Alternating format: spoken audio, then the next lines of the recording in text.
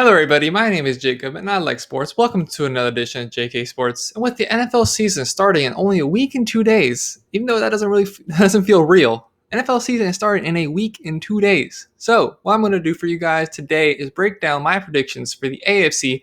Tomorrow, I'm going to do my NFC predictions. However, today, I'm going to stick with the AFC. What I did for these predictions was literally took a piece of paper, went down each schedule of every single team, went win loss, win loss, win loss. Hopefully, didn't double up any games, didn't get any games wrong. So I'm going to do the each division first, and then break down the playoff picture. Not going to go through what I think is going to happen in the playoffs. That's way too in depth of a prediction. However, we're going to start off, as I've stated, with the divisions. First division is going to be our home division. Well, I say we, Dolphin fans, home division being the AFC East. AFC East is now open for pickings now that Patriots dynasty is, for all intents and purposes, over. The GOAT's gone. Got Cam Newton coming in. He's looked solid. However, I don't think they're going to win the division this year. I think that Buffalo Bills are going to step up and take that spot. I don't think they're going to be as dominant in the years to come as the Patriots were for 20 years. However, this year, with the three teams below them all rebuilding some sort of way, the Buffalo Bills do have that roster pretty full out. I think they're going to come in, win the division, going 10-6. Josh Allen got Stephon Diggs, adding to that receiving core. That defense is probably going to add to what they did last year. Had a pretty nice defense last year. And I think ultimately they'll go 10-6. Second in division, I'm going to go with our Miami Dolphins finishing at a very respectable 9-7. I'm going to break down the Dolphins in a separate video, so I'm not going to go too in-depth with them. However, we have some winnable games, and based on what we saw last year, we can win games that we aren't expected to win. So I'm going to be generous. I'm going to say we go 9-7, finishing second in the division. Third, I'm going to say New England Patriots, 6-10. New England Patriots are going to take an obvious step down since losing Tom Brady. Cam Newton's looked really nice in camp. He's going to be the assumed starter week 1 against the Miami Dolphins. But with, I think, 6 players that are out for the season because they don't want to mess with the COVID concerns, as well as the fact they lost Tom Brady, as well as the fact that team was really weak already, I got them all the way down at 6-10. And to finish off the division, the New York Jets. Now, a few months previous, a few months ago, I said that the New York Jets were going to impress us.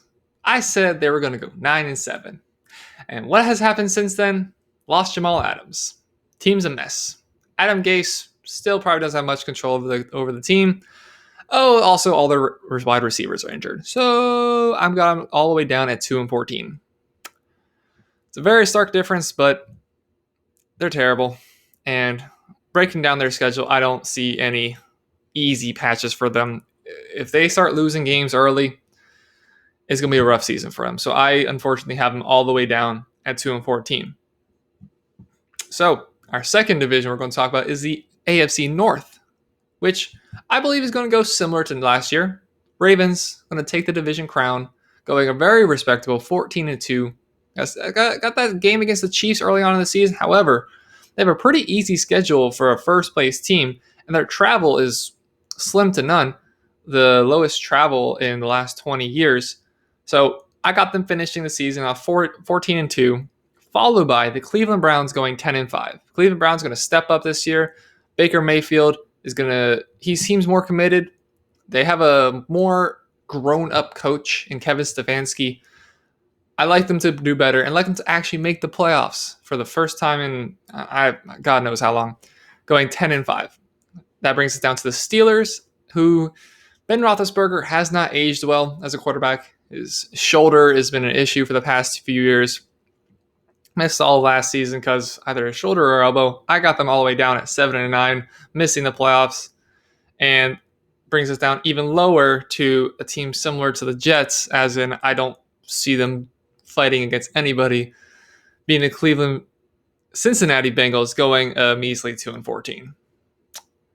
Once again, Jets, Bengals, they have so many struggles on both teams. Bengals I like as an organization slightly better than where the Jets stand right now. Don't have as much controversy, as much of a mess. We'll see if Zach Taylor in his second year can step up from the first season he had. However, I can't see him performing that well going 2-14. Good luck to Joe Burrow, though. That's all I can really say.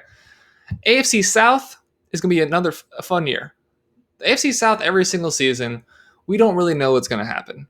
Because you got the Colts, the Texans, the Titans. A few years ago, the Jaguars were in the mix, almost made the Super Bowl.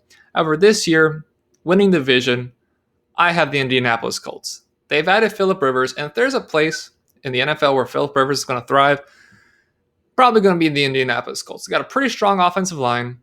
Receiving core is okay. It's not great.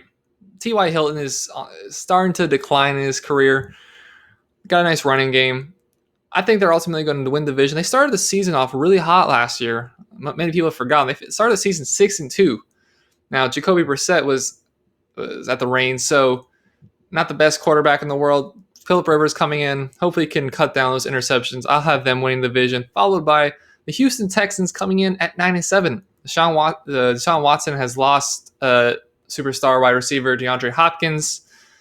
Defense is still kind of a mess. However, they're a team that always seems to get around 9, 10, 11 wins. So I'm going to have them on the lower end of that, coming in at 9-7, followed by probably an unpopular decision to have them this low. I'm going to have the Tennessee Titans coming in at 7-9. They proved last year that they can win winning one way, and that's hand the ball to Derrick Henry. And then the Chiefs figured out, maybe we should stop Derrick Henry. And when they stopped Derrick Henry to only 40 yards, Titans lost. They're a one-trick pony. Hand the ball to Derrick Henry. A.J. Brown's pretty nice on the outside. However, that offense doesn't have a lot of layers to it. Ryan Tannehill, they probably should have franchised him and given the long-term deal to Derrick Henry, which of course they ended up doing. However, I don't think Ryan Tannehill is a long-term option for the money, especially the money that he's going to be given. So I have him coming in at 7-9. And here's the fun part. Jacksonville Jaguars. I said the Jets were bad. I said the Bengals were bad. The Jaguars are bad. They're really bad. Just lost Leonard Fournette and Ngakoue. Traded a few days ago. I got them going 0-16. I don't know where they can win a game. People were saying that about the Dolphins last year. However, Dolphins were in a position that we could go out on the field and had nothing to lose. And the Jaguars have a very similar position. However, we had a coach that didn't care about that. Brian Flores didn't care that, we have the excuse to lose. We have the excuse to tank. No. Jaguars don't have any players. Feel bad for Gardner Minshew, but he's playing by himself out there. Trevor Lawrence, good luck. Good luck with that team, man. That's all I got to say. Jaguars coming in 0-16. And now the AFC West, which, again, no big surprise. Chiefs coming in 12-4. Patrick Mahomes hopefully can stay healthy throughout more of the season than he did last season. Finish this season off, my prediction, very similar to what they did last year, coming in at 12-4. However, second place, it'll be a little bit different. A team that I'm quite fond of, who lost a lot of close games last year and then picked it up towards the end of the season, that being the Broncos. I have them coming in 9-7. That offense is tasty. The offense is tasty, man. Drafting Jerry Jeudy, Kevin Hamler, or whatever his first name is, Hamler, Sutton, and of course, I have Phillip Lindsay, Melvin Gordon through free agency. That offense is tasty. Noah Fant, forgot he even existed. Their defense still have Von Miller, Bradley Chubb. I think they have quite a few winnable games too. So I have them coming in 9-7, followed by the Los Angeles Chargers. Almost said San Diego. Los Angeles Chargers coming in at 8-8. They're a team I don't really know what to expect from. Tyrod Taylor isn't a world beater, but he's consistent. And I don't like Justin Herbert that much. So I think Tyrod Taylor is going to keep the starting job for at least most of the season, unless they come out and lay an absolute goose egg in the first few games. So I have the Chargers coming out 8-8. And last and almost least, we have the Las Vegas Raiders coming in at 4-12. Teams that move cities don't generally do that well in their first season, as well as you look at the teams ahead of them. They're clearly the worst team in that division. We'll see if they have some fight and grit to them. That's something that was their trademark while they were in Oakland, even when they were in Los Angeles. They were a gritty team. They would fight. And John Gruden's brought a little bit back to them. However, don't really have the talent to stack up with the likes of the Chiefs, the Broncos, maybe even the Chargers. So I have them all the way down 4-12. So that's all the divisions. But where does that leave us for the playoffs? So now that we have 7 teams going to going to the playoffs this year. We've got 3 wild cards, and the number 1 seed is the only one that gets the bye. So that be the Baltimore Ravens. I've even seen some people predict that the Baltimore Ravens go 16-0. However, they do get their well-deserved first week off of the playoffs. Hopefully that doesn't come back to haunt them like it did last year, where they look ahead to their conference championship game, which they would have faced the number 2 seed, which again would be the Chiefs.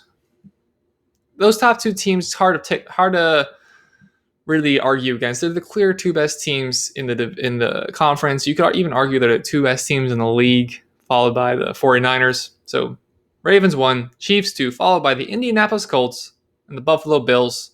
They're interchangeable, but they're both around the same position. They have a decent roster, except for their quarterbacks. One's on the way out, one's on the way up.